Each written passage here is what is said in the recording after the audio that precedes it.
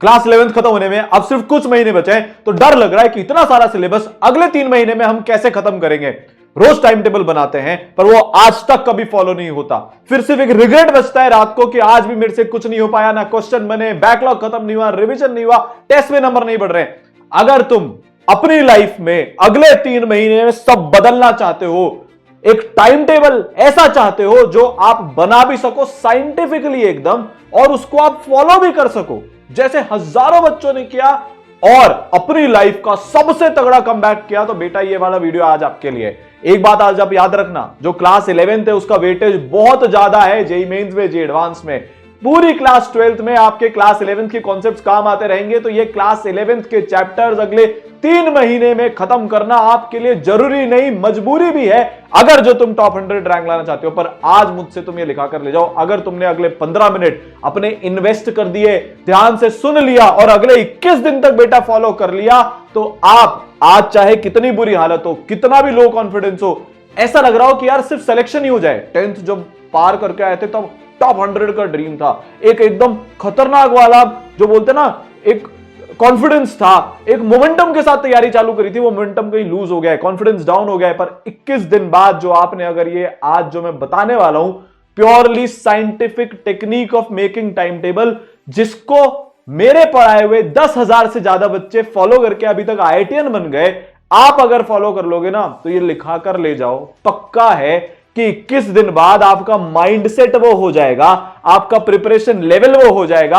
आपका कॉन्फिडेंस वो हो जाएगा कि फिर से वो जोश, वो जज्बा, वो जुनून, वो कॉन्फिडेंस आ जाएगा कि अब टॉप 100 की रैंक में पढ़ूंगा। हाय, मेरा नाम है प्रतीक गुप्ता, मैंने खुद आईआईटी बॉम्बे क्रैक किया और मेरे पढ़ाए हुए 10,000 से ज्यादा बच्चे आईआईटीएन बन चुके हैं। आज हम बात करेंगे 5 स्टेप्स की जो साइंटिफिक हैं टाइम टेबल बनाने के लिए। मैंने इस तरह से टाइम टेबल बनाया, मेरे घर में AR41 रहते हैं, उन्होंने इस तरह से बनाया, AR2, AR1, AR3, हर टॉपर बच्चा इस तरीके से टाइम टेबल बनाता है। बेटा 5 स्टेप्स है, पर आगे बढ़ने के पहले 2 डिस्क्लेमर देता हूं। सबसे पहले कॉपी और पेन लेकर आ जाओ, यहां पर हम टाइम पास करने नहीं आए हैं, यहां पर हम मूवी देखने नहीं आए हैं, यहां पर हम लाइफ बदलने आए हैं। एक एक चीज नोट डाउन करनी है, उसको फॉलो करना है। दूसरा, बेटा 21 दिन में बहुत बार ऐसे मोमेंट्स आएंगे जब तुम्हारा मन करेगा यार ये टाइम टेबल में गिव अप कर देता हूं, यार छोड़ देता हूं। तब तुम मेरी एक बात याद रखना कि तुमने शुरुआत क्यों करी थी। तुमने एक वादा किया था खुद से, अपने मां बाप से, कि इस ड्रीम को, जेईई के ड्रीम को जो तुम उठा रहे हो, उसको कंप्लीशन पर लेकर जाओगे। तो मुश्किल होगा, हर बड़ा काम जिसका रिवॉर्ड इतना तगड़ा होता है ना बेटा, वो मुश्किल ही होता है। तो आगे बढ़ने से पहले तुम मेरे से वादा करो, 21 दिन तक गिव अप नहीं करूंगा या करूंगी। ये कमेंट में लिखना है तुमको, 21 days I will not give up, 21 days I will not give up, 21 days I will not give up. ये तुम कमेंट में लिख रहे होंगे, वादा कर रहे हो तुम खुद से और मुझसे। मचाना है अब लाइफ में, दुनिया की कोई ताकत नहीं रोक सकती। तो चालू करते बेटा। सबसे पहले बेसिक्स देखो। बेसिक्स का क्या मतलब होता है? बेसिक्स का मतलब होता है कि इसके बिना तो काम चलेगा ही नहीं। और वो बेसिक ये है कि तुमको 80 आवर्स अ वीक तक पहुंचना है। बहुत इंपॉर्टेंट, एक एक शब्द बहुत इंपॉर्टेंट है बेटा।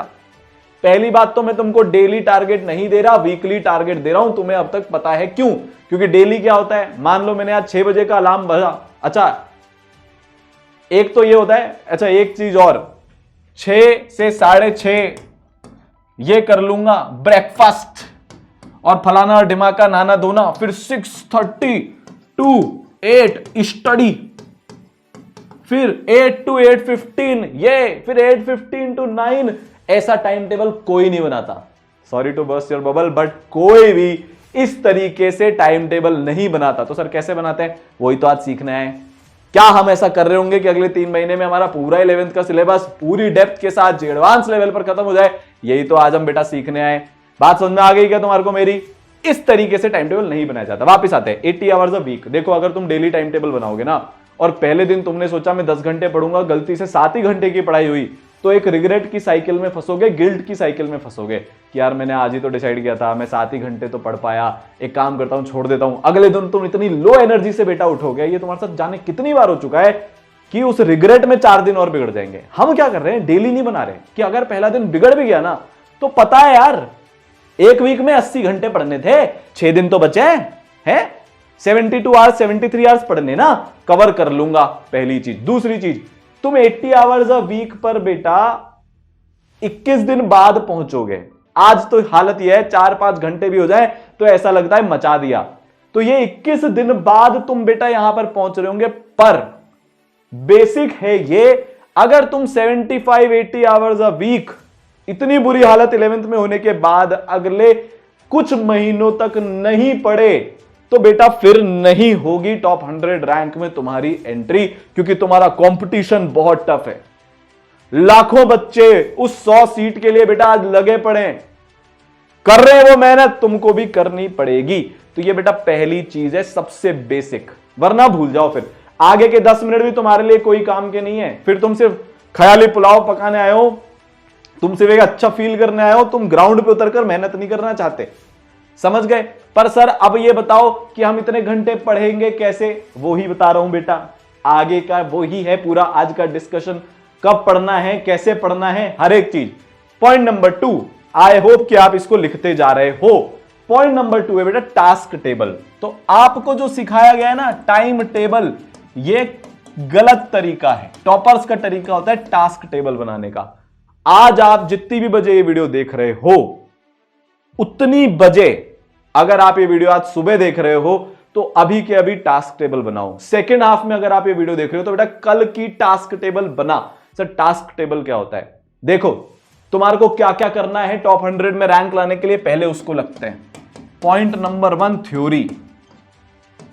दूसरा, जो आपने आज थ्योरी पढ़ी उसका रिवीजन। हां जी, सेम डे रिवीजन किया जाता है, जमाने बीतने के बाद रिवीजन नहीं किया जाता। रिवीजन का अलग वीडियो बना दूंगा डिटेल में कैसे बता दे, पर सेम डे रिवीजन करना है। फिर तीसरा बेटा प्रैक्टिस भी तो करोगे, जो भी आपके मॉड्यूल्स हैं, जो भी आपके PYQs है वो करेगा बेटा, और फिर बेटा टेस्ट देगा। ये 4 चीजें तो हो गई जो तुम्हारे पढ़ाई के लिए जरूरी है बेटा। फिर आती है 5वीं चीज, सर क्या बताओ सर? बेटा सबसे जरूरी चीज बेटा स्लीप।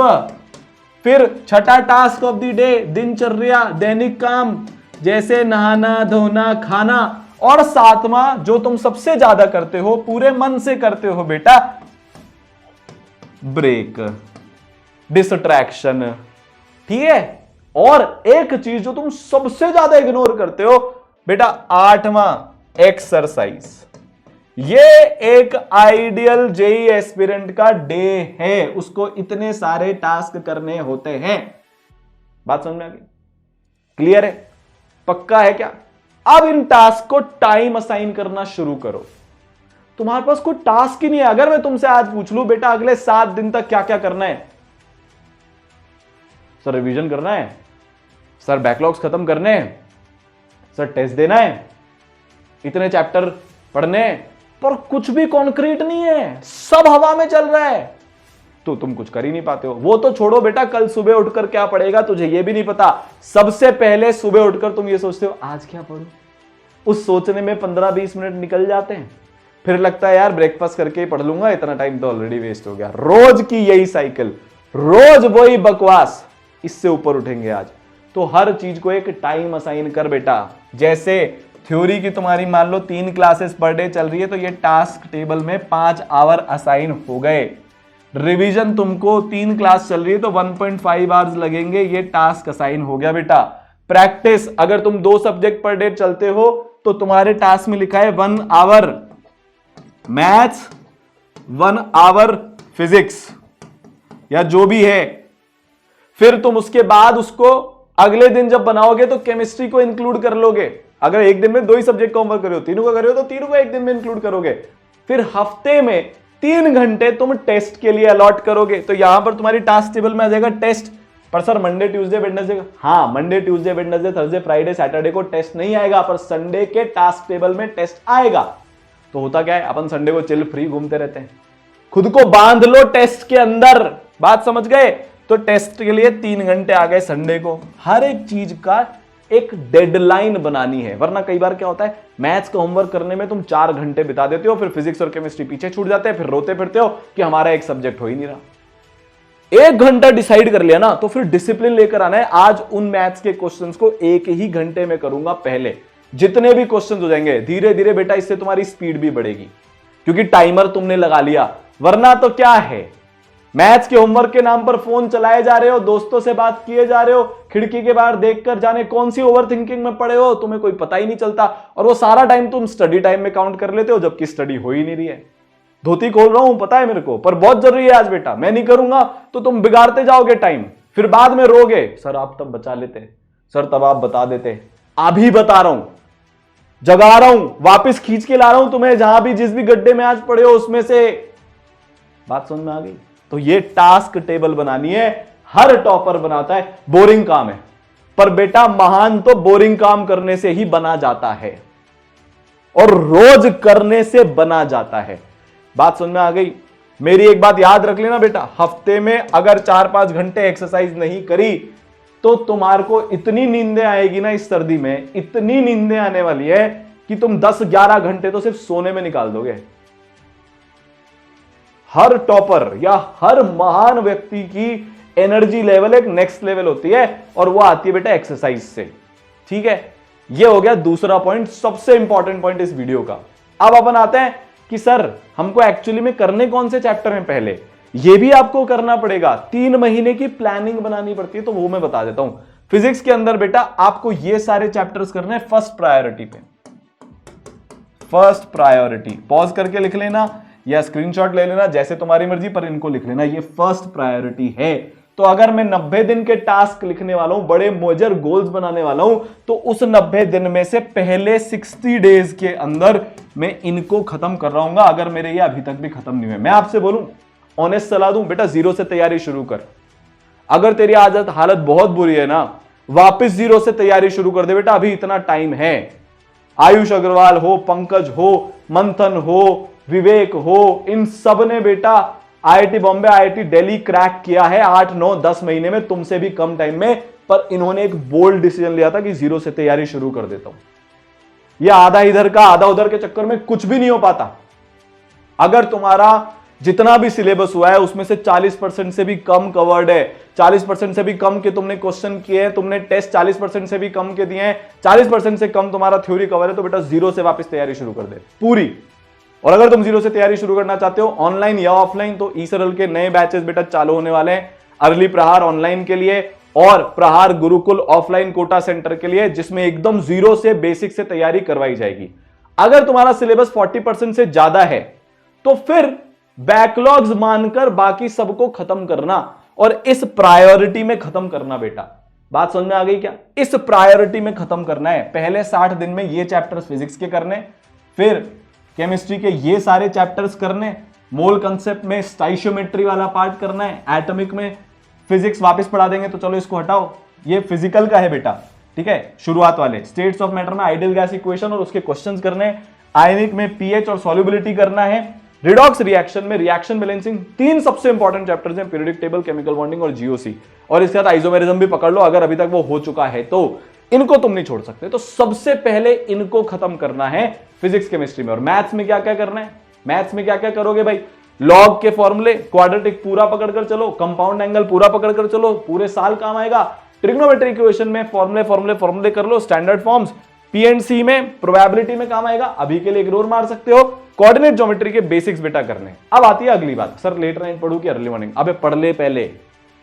90% बच्चे इसका मिसयूज करते हैं।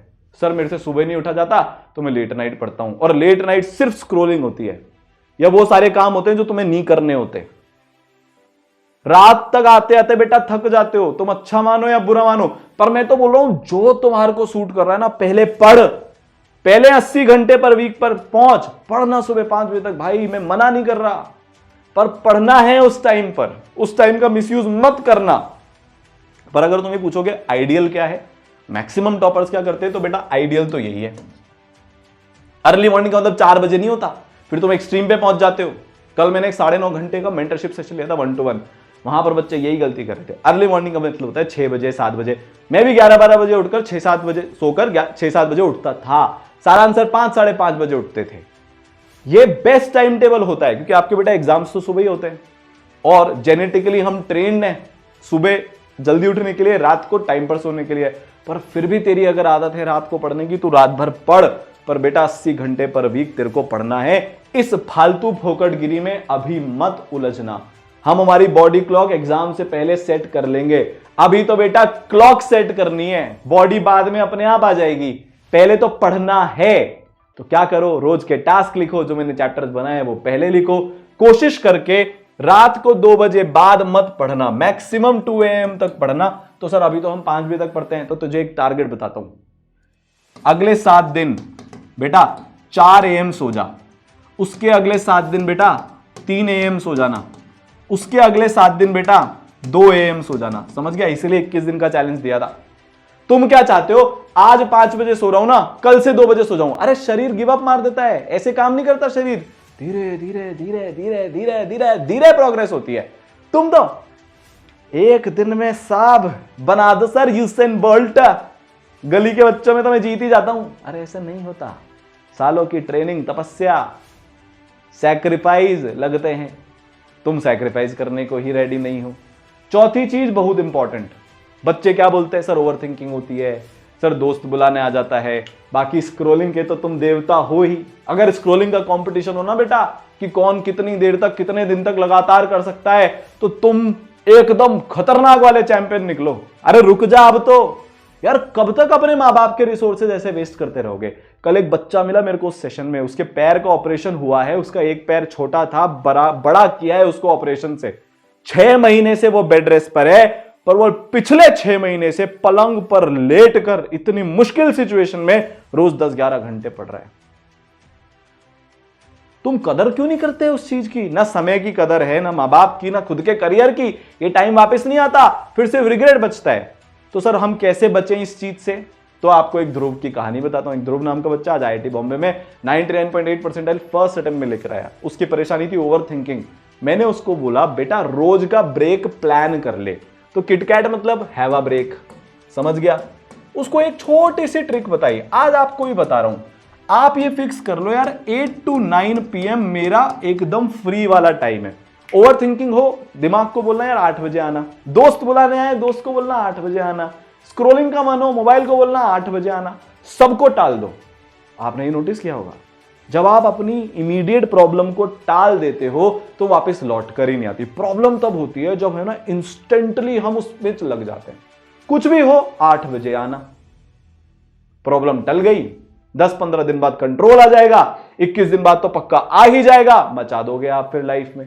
ठीक है, तो प्लान्ड ब्रेक लेना है। अभी तो आप ब्रेक ही ब्रेक लेते रहते हो, आपको उसको प्लान करना है। एक चीज और, हफ्ते में एक दिन 2 घंटे का भी बेटा एक साथ रेगुलर ब्रेक ले लेना। मैं अपनी प्रिपरेशन के टाइम पर सैटरडे नाइट को ये ब्रेक लेता था। तो बॉडी को रिचार्ज भी होना है, मशीन तो हो नहीं, पर मैं ज्यादा मोटिवेट नहीं करूंगा अभी तुमको ब्रेक लेने के लिए, क्योंकि तुम तो ब्रेक ही ले रहे हो। पढ़ाई का ब्रेक लेते हो तुम, हाँ 7 दिन में कुछ ब्रेक ले लिया, मतलब हम तो थोड़ी बहुत पढ़ाई कर ली, पर ये इंपॉर्टेंट है। जब भी कोई सा टास्क है उसको टालो, दिन का एक समय फिक्स कर लो। पांचवी चीज है बेटा, आप इसको डिसअपियर बोल लो या फिर आप इसको फोड़ दो बोल दो, जो तुम्हारी मर्जी बेटा, इसको बोल दो, पर अब गायब हो जाओ बेटा। अब अगले 3 महीने या तो तुम्हारी जिंदगी बनाएंगे या बिगाड़ेंगे। अगले 3 महीने अगर तुमने अभी नहीं सुधरे तो फिर टॉप 100 की रैंक लाना बहुत बहुत बहुत बहुत बहुत मुश्किल हो जाएगा। फिर तुमको 16-17 घंटे लगातार 1 साल तक पढ़ना पड़ेगा। अभी बेटा 12 में ही काम नहीं हो रहा, 16-17 कैसे पढ़ोगे? अब तुम कभी तो अपने करियर के लिए कुछ करो। देखो, तुमने मोबाइल के लिए टाइम बिगाड़ा, तुमने लोगों के लिए टाइम बिगाड़ा, कोई संबंध स्पेशल के लिए टाइम बिगाड़ता है। तुम नहीं सक्सेसफुल बने ना बेटा, तो इनमें से कोई भी नहीं आने वाला तुम्हारी मदद करने के लिए। इनमें से कोई नहीं आएगा बेटा कि हाँ चल तू अनसक्सेसफुल है, ले मेरे से पैसे ले ले बेटा, मतलब मेरे से पैसे ले ले और मेरे नाम पर कर लेना। जिससे प्यार करते हो वो छोड़कर जाएगी, छोड़कर जाएगा अगर सिलेक्शन नहीं हुआ तो। जो रिश्तेदार के चक्कर में, तुम हेल्प करने के चक्कर में दोस्ती यारी में पड़े हो, वो सामने से निकल जाएंगे, तुम्हारी आंखों में आंखें डालकर, पर पहचानने से मना कर देंगे। दुनिया में कुछ सगा नहीं होता, सिर्फ 2 चीजें सगी होती है, अपने मां बाप और अपनी सक्सेस। इसके अलावा कुछ सगा नहीं होता। किसके लिए टाइम वेस्ट कर रहा है? अब गायब हो जा। मतलब यार लोग बोले कुछ दिखता नहीं है आजकल, ज्यादा ही अपने में रहता है, ज्यादा ही बड़ा हो गया है, तू बदल गया है। अगर ये सुन रहे हो लोगों से तो सही डायरेक्शन में जा रहे हो। और अगर एक कॉल पर मेरा यार है, मेरा दोस्त है, तुम अवेलेबल हो, तुम्हारी कोई वैल्यू नहीं है, तो गायब हो जाओ। तो ये 5 तरीके हैं साइंटिफिकली अपना टाइम टेबल बनाने के लिए। तुम कमेंट में मेरे को बता रहे हो कि तुम 21 दिन तक इसको फॉलो करने वाले हो। ठीक है बेटा, मैंने बोला था पीछे पड़ूंगा इस बार तुम्हारे, छोड़ूंगा नहीं 2026 तक साथ तुम्हारा, जो हो जाए करूंगा तुम्हारे साथ मिलकर, पर इस बार एवरेज से एवरेज बच्चे को टॉपर बनाकर रहेंगे। ठीक है बेटा, मिलते अगली बार। जब तक के लिए अगले 21 दिन गायब होकर ऐसा टाइम टेबल बनाओ, ऐसा डिसिप्लिन लाओ अपनी जिंदगी में, मां बाप भी बोले गर्व से मेरा बेटा मेहनत कर रहा है, मेरी बेटी मेहनत कर रही है। जो अभी टॉन्ट है ना, वो तारीफ में बदल जाए, तब मजा आएगा। All the best.